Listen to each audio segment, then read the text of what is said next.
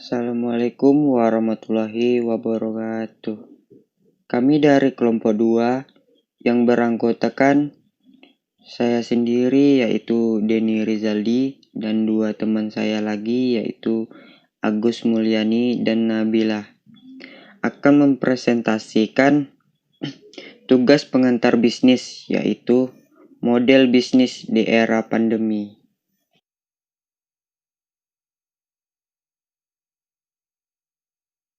Problematika bisnis saat ini. Pada kondisi pandemi, banyak orang yang di PHK, sehingga mereka beralih menjadi pedagang atau pebisnis. Beberapa faktor seperti pemilihan model bisnis, analisis pasar, dan pemilihan subjek konsumen merupakan poin terpenting untuk menjalankan bisnis, terutama dalam masa pandemi. Dari hasil survei Global Consumer Insight 2020, PricewaterhouseCoopers atau yang disingkat dengan PwC menunjukkan perubahan pola konsumsi masyarakat Indonesia selama masa pandemi, sehingga dibutuhkan analisis khusus sebelum memulai bisnis. Analisa perilaku konsumsi. Dari diagram di samping tampak bahwa kecenderungan masyarakat mulai beralih untuk membeli produk kesehatan dan kecantikan yang memiliki indeks kenaikan sebesar 77%, untuk bahan makanan sebesar 67%, hiburan dan media sebesar 54%, delivery makanan sebesar 47%, dan sisanya peralatan rumah sebesar 32%.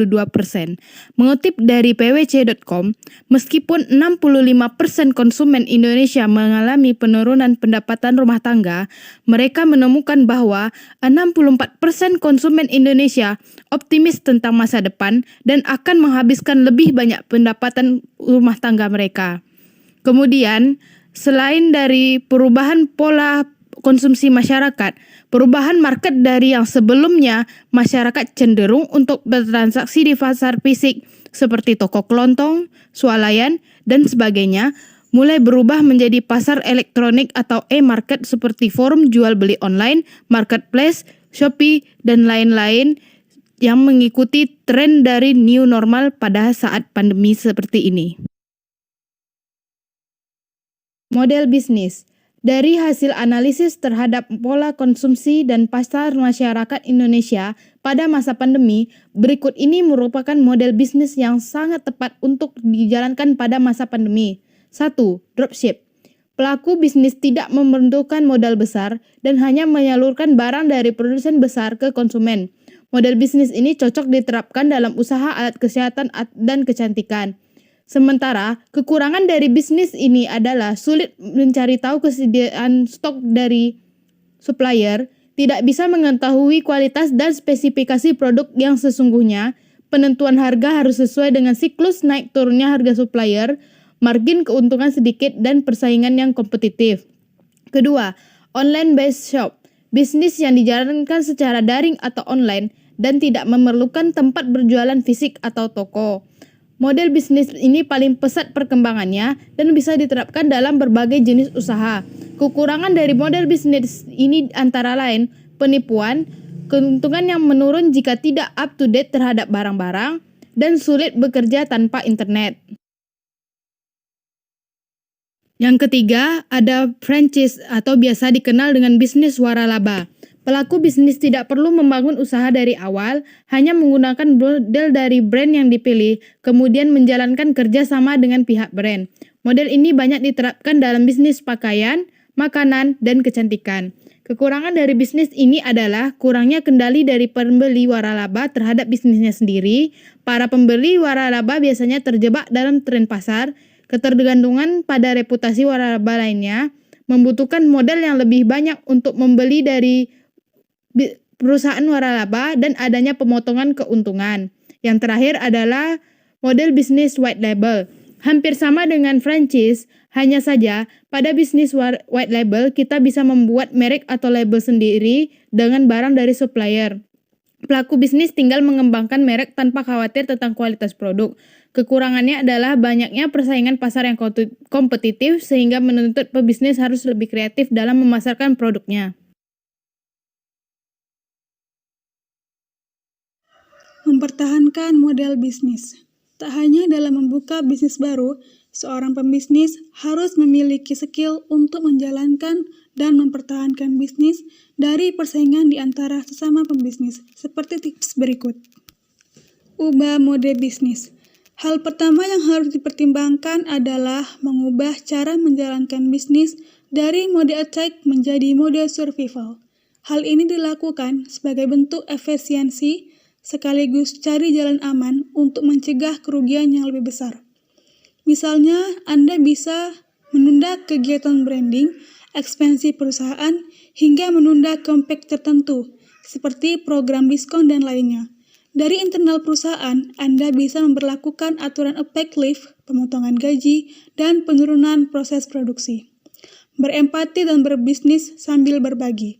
Pandemi virus corona bisa Anda jadikan pelajaran untuk memahami jika menjalankan bisnis bukan hanya sekedar untung rugi, tapi juga misi kemanusiaan demi menyediakan apa yang dibutuhkan konsumen. Misalnya, alat kesehatan dan lainnya. Tidak hanya memberikan paket promo gratis masker untuk konsumen yang membeli produk Anda, atau mengumumkan kepada pelanggan jika sebagian keuntungan dari produk yang dijual akan disumbangkan untuk memenuhi APD bagi tenaga medis. Pengaturan karyawan. Jika memungkinkan, Anda bisa memberlakukan work from home atau WFH bagi seluruh karyawan. Tentu saja ada beberapa aturan yang harus dipenuhi oleh para karyawan. Salah satunya menyediakan absen virtual untuk menjaga produktivitas perusahaan. Anda pun bisa membuka rencana harian, termasuk target yang akan dibebankan kepada karyawan selama bekerja di rumah. Jika tidak memungkinkan WFH, maka karyawan wajib mengenakan APD, menjaga jarak aman, dan menyediakan fasilitas kebersihan termasuk tempat cuci tangan portable. Strategi marketing baru. Selama pandemi ini, Anda wajib mencari cara untuk tetap memasarkan produk tanpa melanggar aturan yang sudah dibuat pemerintah daerah setempat. Misalnya dengan fokus menjual secara online dan memberikan fasilitas delivery order bagi pemilik kafe atau usaha kuliner dan sejenisnya. Anda pun bisa mengambil kebijakan untuk tidak melayani konsumen yang makan di tempat. Agar lebih mudah, kemas semua produk yang Anda tawarkan sebelum diberikan kepada konsumen. Beri kepercayaan kepada konsumen. Yakinkan kepada konsumen jika produk yang Anda jual benar-benar steril. Caranya, dengan memberi update sterilisasi ke tempat produksi, memfoto karyawan yang sedang bekerja sambil mengenakan APD lengkap, dan memproses sterilisasi diri dari karyawan produksi sebelum, sesudah bekerja, dan lainnya. Dalam setiap konten promosi yang disebarkan, Anda harus meyakinkan jika upaya sterilisasi produk yang dilakukan sudah maksimal. Dengan demikian, konsumen akan merasa tenang dan aman saat menggunakan produk Anda. Manfaatkan semua fasilitas yang ada. Selama pandemi virus corona, pemerintah telah melakukan berbagai upaya untuk menekankan kerugian yang mungkin diderita oleh para pelaku usaha, seperti relaksasi kredit, diskon listrik, keringanan pajak, hingga bantuan langsung kepada usaha yang terdampak COVID-19. Manfaatkan semua fasilitas tersebut dengan maksimal.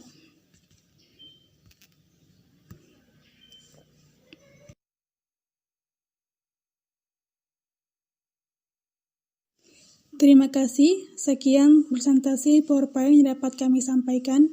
Saya Agus Mulyani beserta dua rekan saya, Denny Rizaldi dan juga Nabila, mengucapkan terima kasih atas perhatiannya. Assalamualaikum warahmatullahi wabarakatuh.